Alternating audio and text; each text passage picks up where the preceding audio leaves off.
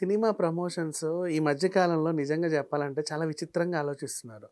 Sometimes అప్పుడప్పుడు అరే! భలే ముచ్చటేస్తది నిజంగా. కొన్ని కొన్ని ఆహ్, వివాదాలు గూడా అయిన సందర్భాలు గూడా ఉన్నాయి.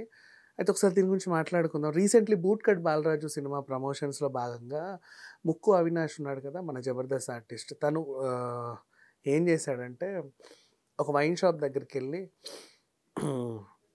అన్న ఒక 90 పోయవా నా దగ్గర డబ్బులు లేవు అని అడిగాడనమాట. చాలామంది నేను పోస్తా అంటే నేను పోస్తా, నేను పోస్తా అని చెప్పేసి ఎగబడ్డారు.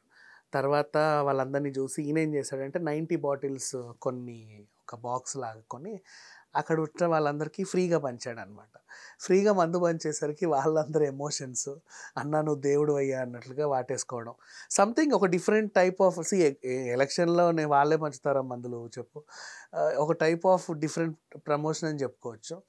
ఇంతకుముందు కూడా మన బలగం టీమ్ ఉంది. వాళ్ళేం చేశారంటే రిలీజ్‌కి ముందు ఒక చిన్న ట్రక్‌కి ఎల్ఈడీ స్క్రీన్ వేసి ఆహ్, ఊరూరా తిరిగి ప్రతి సెంటర్‌లో అది పెట్టేసి వాళ్ళ ట్రైలరో ఏదో ఒకటి దాంట్లో ప్రదర్శించి అక్కడ చిన్న ఫ్లాష్ మాబ్ లాంటి ఆటలు, పాటలన్నీ చేసి వెళ్ళిపోయేవాళ్ళనమాట.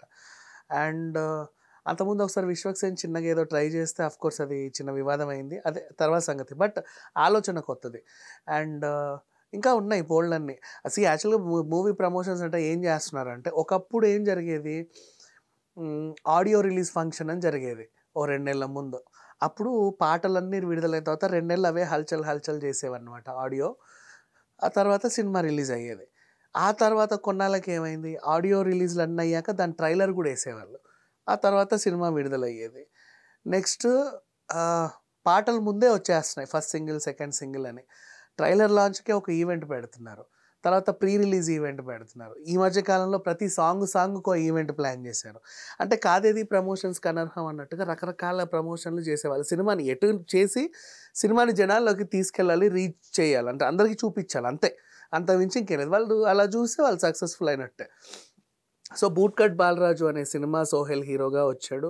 అండ్ ఇంతకుముందు కూడా మనకి సోహెల్ పదుల సంఖ్యలో కొన్ని సినిమాలు చేసినప్పటికీ 6 డజన్ పైగా సినిమాలు చేశాడు. ఇది కొంచెం ప్రత్యేకం అని చెప్పుకోవచ్చు.